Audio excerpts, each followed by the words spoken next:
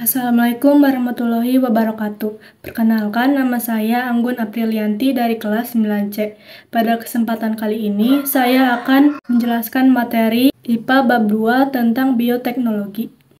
A. Bioteknologi dan perkembangannya. Bioteknologi berdasarkan etimologinya berasal dari kata bios yang artinya hidup, fechos yang artinya alat, dan logos yang artinya ilmu. Bioteknologi dapat didefinisikan sebagai cabang ilmu yang mempelajari tentang pemanfaatan makhluk hidup maupun produk dari makhluk hidup dalam proses produksi barang dan jasa untuk meningkatkan kesejahteraan manusia.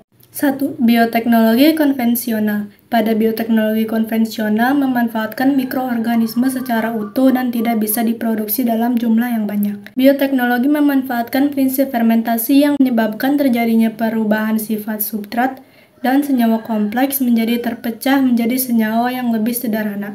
Melalui fermentasi juga menghasilkan senyawa asam dan gas. Perubahan sifat dan senyawa baru tersebut yang merupakan hasil dari bioteknologi.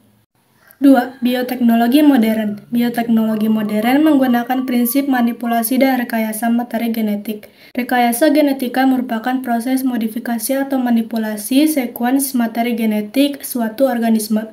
Materi genetik yang direkayasa adalah DNA, yang bisa berasal dari plasmid atau kromosom, sel bakteri, sel hamil, ataupun genom virus. Bioteknologi modern dapat dimanfaatkan dalam berbagai bidang seperti pertanian, farmasi, penanganan polusi, dan pengembangan sumber energi. B. Penerapan bioteknologi dalam kehidupan. 1. Bioteknologi pangan.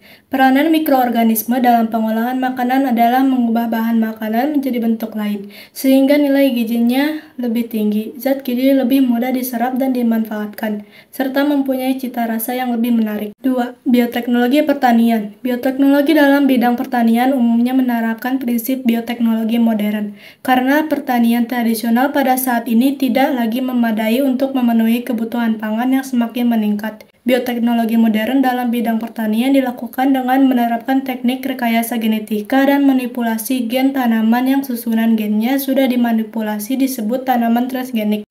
3. Bioteknologi peternakan. Contoh penerapan bioteknologi dalam bidang peternakan yaitu A. Teknik inseminasi buatan.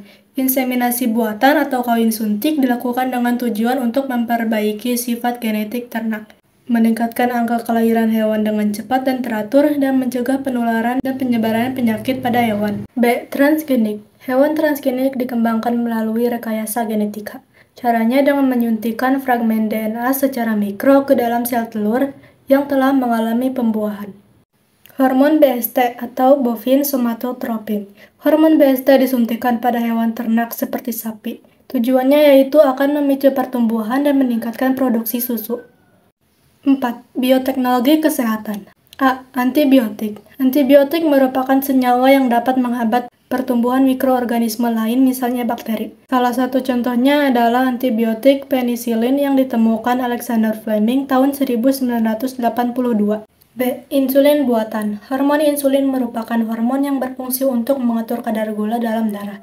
Melalui teknik bioteknologi ini, hormon insulin dapat diproduksi melalui rekayasa yang sama seperti dihasilkan oleh pankreas manusia.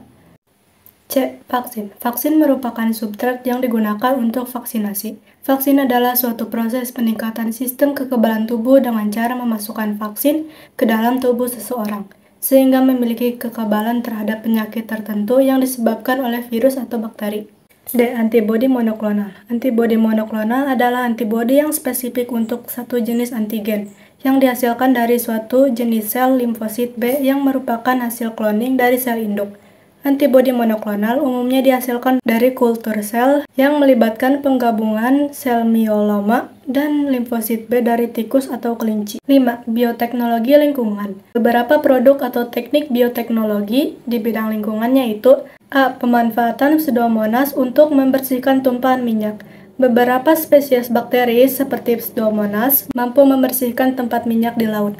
Bakteri tersebut mampu memanfaatkan minyak sebagai sumber energi dengan cara memecah molekul-molekul minyak dari karbon dioksida. Namun prosesnya memakan waktu yang sangat lama. Untuk mempercepat proses tersebut, ilmuwan menambahkan formula yang mengandung senyawa kalium fosfat dan urea sebagai nutrisi tambahan bagi bakteri. B. Bioremediasi. Bioremediasi adalah pemanfaatan bakteri untuk mendegradasi atau mengurai polutan yang mencemari lingkungan. C. Fitoremediasi. Fitoremediasi merupakan pemanfaatan bakteri untuk menanggulangi pencemaran lingkungan. 6. Bioteknologi forensik. Dalam bidang forensik, teknik biotologi modern digunakan untuk mengidentifikasikan DNA fingerprint. DNA fingerprint adalah teknik untuk mengidentifikasi seseorang berdasarkan profil DNA-nya.